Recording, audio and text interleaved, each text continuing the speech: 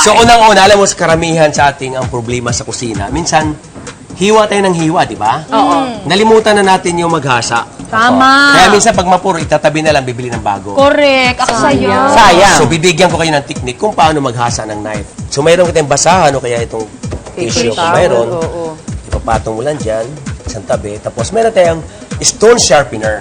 Yan. So, ganyan. Ito munang rough bago yung fine. Okay. Halimbawa, ganito yan. Actually, alam mo, sakto ka, chef, kasi hindi pa nahasa yung luto. Talaga, Ever pwede since? paghasa na Ever since lahat. talaga? Siya ngayon na mag-ahasa. Ako yung pinaghasa. So, Okay. dapat end to end. Hawakan niya. Kasi karamihan sa mga nanay o kaya mga chef na iba, dito lang hiniganyan. Kaya nauuka. Yes. Hindi pantay. Dapat dire-diretso. Oo nga, tama. Konti. Alam ko yung nauka. Yan, tapos gano'n.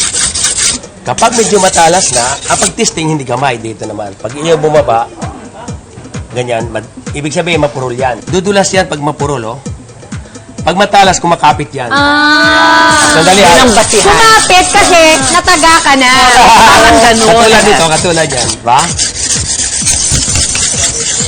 Ayan, oh. Hindi si pag-ano matalas. Galing, ha? Ayaw bumaba, oh. So, yan ang technique. Pwede ba natin O, itry? ipa-fine mo pa siya. Okay. Hindi na kailangan i-fine. Fine na to, fine na to. Fine na. O, ito. Maghiwa tayo ng chiffonade. Ano Chiffonade. Yun Chiffonade. eh, isang klaseng cut. Yan. Yan. Ayan, di ba? Chiffonade. Uy, oh, chef, ano dito hasa? Habang nandito ka. Tapos, gagawa tayo ibang hiwa. So, gagawa tayo ng julienne. Ibig sabihin ng julienne, ganito. Yan, yes. Yan. Ayan, julienne.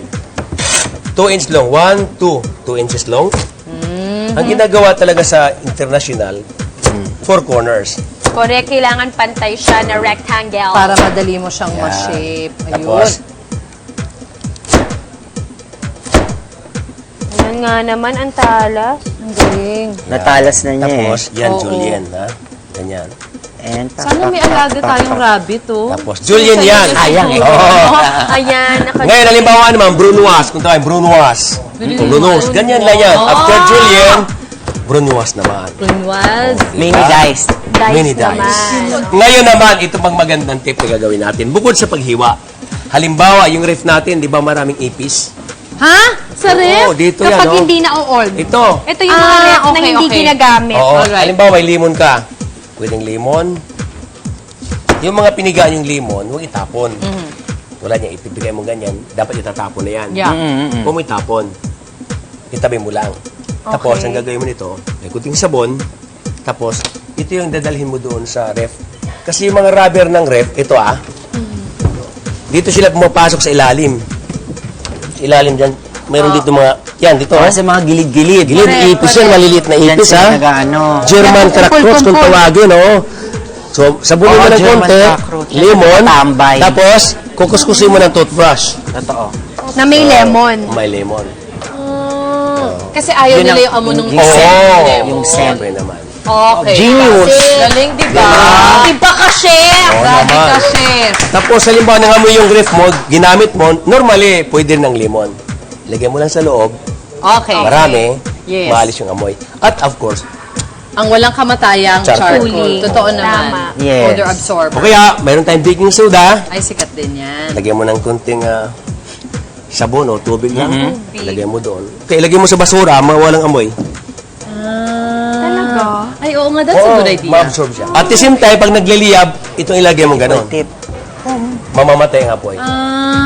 Daming gamit. Alam mo, magsastock I love na ako ng baking soda. sako-sakong baking soda. Oo, sobra. Kapag nagluluto tayo, dapat, kapag non-stick, ibig sabihin, wooden spoon.